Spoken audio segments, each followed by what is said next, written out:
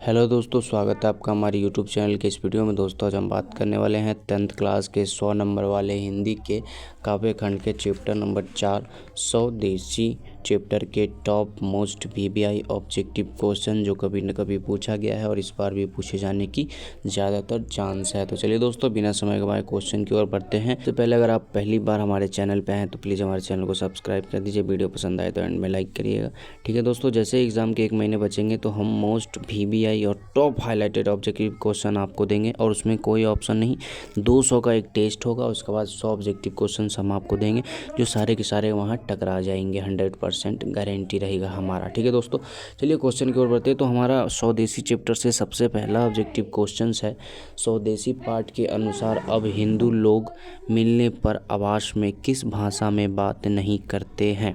ठीक है, स्वदेशी पाठ के अनुसार अब हिंदू लोग मिलने पर आवास में किस भाषा में बात नहीं करते हैं। तो इस क्वेश्चन का जो आपका ऑप्शन है, ऑप्शन नंबर ए में अंग्रेजी, ऑप्शन नंबर बी में Bangla, option number C Hindi और ऑप्शन नंबर डी में तमिल। ठीक है दोस्तों, तो हमारा क्वेश्चन जो था कि स्वदेशी पाठ के अनुसार अब हिंदू लोग मिलने पर आवास में किस भाषा में बात नहीं करते हैं। तो इस क्वेश्चन का राइट आंसर आपका होगा ऑप्शन नंबर सी हिंदी में। ठीक है, स्वदेशी पाठ के अनुसार अब हिंदू लोग आपस में मिलते हैं घर पे तो हिंदी में बात नहीं करते। ठीक है ना, ऑप्शन नंबर सी जो है इस क्वेश्चन का राइट आंसर हो जाएगा। चलिए आगे बढ़ते हैं और अगला ऑब्जेक्टिव क्वेश्चन को देखते हैं। तो हमारा अगला ऑब्जेक्टिव क्वेश्चन कहता है कि स्वदेशी शीर्षक पाठ के दोहों का संकलन किस पुस्तक से लिया गया है।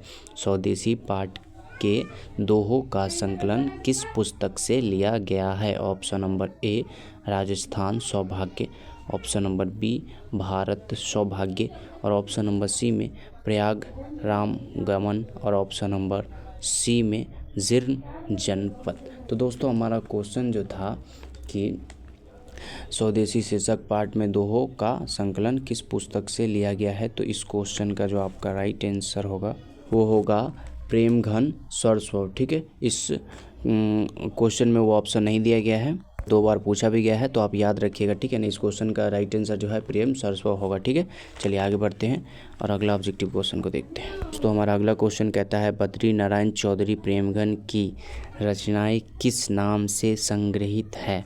ठीक है, बद्री नारायण चौधरी प्रेमघन की रचनाएं किस नाम से संग्रहित है। ऑप्शन नंबर ए भारत सौभाग्य, option number B Premghan Saraswat और ऑप्शन नंबर सी प्रयाग और ऑप्शन नंबर डी में जीर्ण जनपद। ठीक है, तो हमारा क्वेश्चन जो था कि बद्री नारायण चौधरी प्रेमघन की रचनाएं किस नाम से संग्रहित है। तो इस क्वेश्चन का राइट आंसर होगा वो होगा आपका ऑप्शन नंबर बी प्रेम घन सरस्वत। ठीक, ऑप्शन नंबर बी इस क्वेश्चन का राइट आंसर हो जाएगा। अगला ऑब्जेक्टिव क्वेश्चन कहता है प्रेमघन के आदर्श पुरुष कौन थे।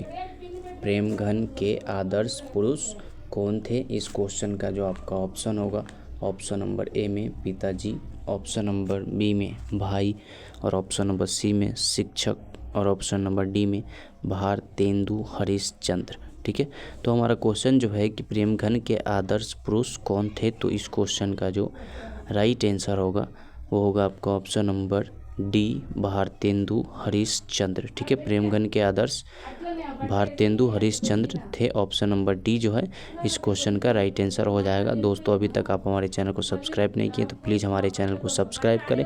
हर इंसान के अंदर मोटिवेशन की ज़रूरी होती है, आप हमें सपोर्ट करेंगे, हम ज़्यादा से ज़्यादा बेहतर पढ़ाने की कोशिश करेंगे। प्लीज़ हमारे चैनल को सब्सक्राइब करें। अगला क्वेश्चन कहता है कवि प्रेमघन के अनुसार कौन सी विद्या पढ़कर लोगों की बुद्धि भी विदेशी हो गई है। ठीक है, कवि प्रेमघन के अनुसार कौन सी विद्या पढ़कर लोगों की बुद्धि भी विदेशी हो गई है।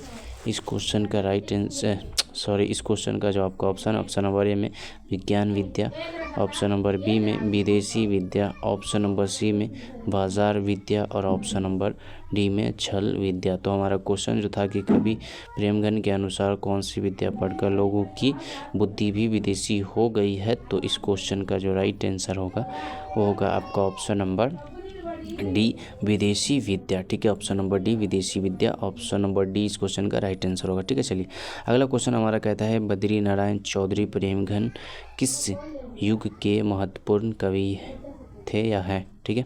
बद्री नारायण चौधरी प्रेमघन किस युग के महत्वपूर्ण कवि हैं या थे? तो इस क्वेश्चन का जो आपका ऑप्शन नंबर ए में छायावादी युग, ऑप्शन नंबर बी में द्विवेदी युग और ऑप्शन नंबर सी में प्रगतिवादी युग और ऑप्शन नंबर डी में भारतेंदु युग, ठीक है। तो हमारा क्वेश्चन जो था कि बद्री नारायण चौधरी प्रेमघन किस युग के महत्वपूर्ण कवि हैं, तो इस क्वेश्चन का जो राइट आंसर होगा वो होगा आपका ऑप्शन नंबर डी भारतेंदु युग के, ठीक है। ऑप्शन नंबर डी भारतेंदु युग जो है इस क्वेश्चन का राइट आंसर हो जाएगा, ठीक है दोस्तों।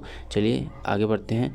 हमने सारे chapter by chapter highlighted questions पढ़ा दिए हैं। अगर आपने नहीं देखे तो हमारे चैनल पर जाकर सारे वीडियोज़ को देख ले और आप टेंशन नहीं ले। आप अभी से भी पढ़ाई करना चालू किए हैं तो आप बेहतर से बेहतर रिजल्ट ला सकते हैं हमारे चैनल से पढ़ के। अगला ऑब्जेक्टिव क्वेश्चन कहता है भारत सौभाग्य प्रेमघन की कैसी रचना है? भारत सौभाग्य प्रेमघन की कैसी रचना है?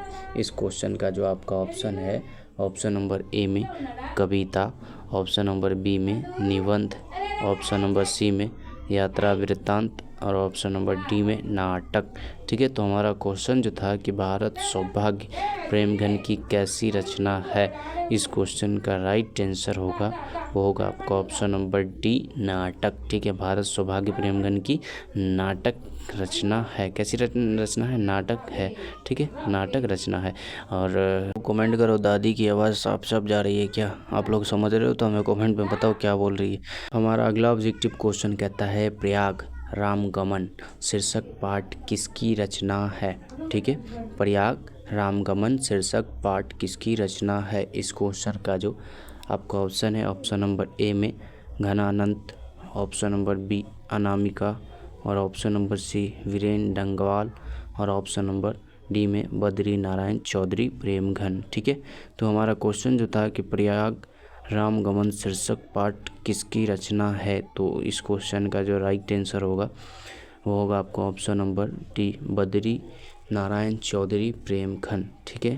प्रयाग रामगमन शीर्षक नाटक बद्री नारायण चौधरी प्रेमघन की ऑप्शन नंबर डी इस क्वेश्चन का राइट आंसर होगा। चलिए आगे बढ़ते हैं। अगला ऑब्जेक्टिव क्वेश्चन कहता है हिंदुस्तानी नाम सुनी अब ये सकुची लजात पंक्ति किस कविता से उद्धृत है? ठीक है, हिंदुस्तानी नाम सुनी अब ये सकुची लजात पंक्ति किस कविता से उद्धृत है? इस क्वेश्चन का जो आपका ऑप्शन है ऑप्शन नंबर ए में भारत माता, ऑप्शन नंबर बी में जनतंत्र का जन्म, ऑप्शन नंबर सी में अक्षर ज्ञान और ऑप्शन नंबर डी में स्वदेशी, ठीक है। तो हमारा क्वेश्चन जो था कि हिंदुस्तानी नाम सुनी अब ये सकुची लजात पंक्ति किस कविता से उद्धृत है, तो इस क्वेश्चन का जो राइट आंसर होगा वो होगा आपका ऑप्शन नंबर डी स्वदेशी, ठीक है। ऑप्शन नंबर डी स्वदेशी जो है इस क्वेश्चन का राइट आंसर हो जाएगा। चलिए आगे बढ़ते हैं और अगला ऑब्जेक्टिव क्वेश्चंस को हम देखते हैं। तो हमारा अगला ऑब्जेक्टिव क्वेश्चन कहता है जीर्ण जनपद किस कवि की रचना है?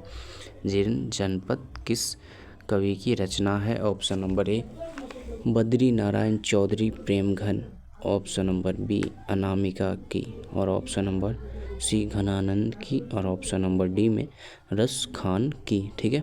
तो हमारा क्वेश्चन जो है जीर्ण जनपद किस कवि की रचना है, तो इस क्वेश्चन का जो राइट आंसर होगा आपका option number A Badri Narayan Chaudhary Premghan की, ठीक है।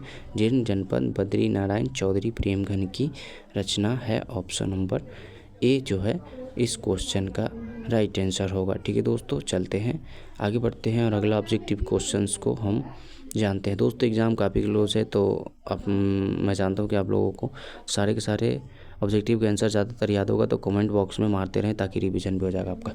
अगला क्वेश्चन कहता है स्वदेशी शीर्षक कविता के कवि हैं?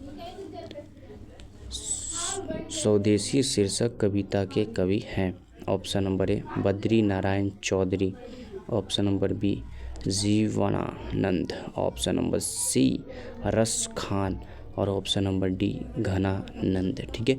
तो हमारा क्वेश्चन जो था कि स्वदेशी शीर्षक कविता के कवि हैं, तो इस क्वेश्चन का जो राइट आंसर होगा वो होगा आपका option number A Badri Narayan Chaudhary Premghan की, ठीक है। स्वदेशी शीर्षक कविता किसकी है? बद्री नारायण चौधरी प्रेमघन की है, ठीक है दोस्तों। चलिए दोस्तों, मिलते फिर से कोई दूसरे वीडियो में। तब तक के लिए भाई अपना ध्यान रखिएगा। तन मन धन जो है एकदम पूरा लगा के मेहनत करिए। 10th में हर किसी का नज़र, आपके गांव वाले का, आपका भाई, माँ बाप का, सबके आपके ऊपर होता है कि आप क्या करेंगे और कैसा रिज़ल्ट लाएंगे। ऐसा सबके ऊपर नज़र रहता है। तो काफ़ी मेहनत करें, अच्छी रिज़ल्ट लाएं और चैनल को सब्सक्राइब करके जाएं प्लीज़।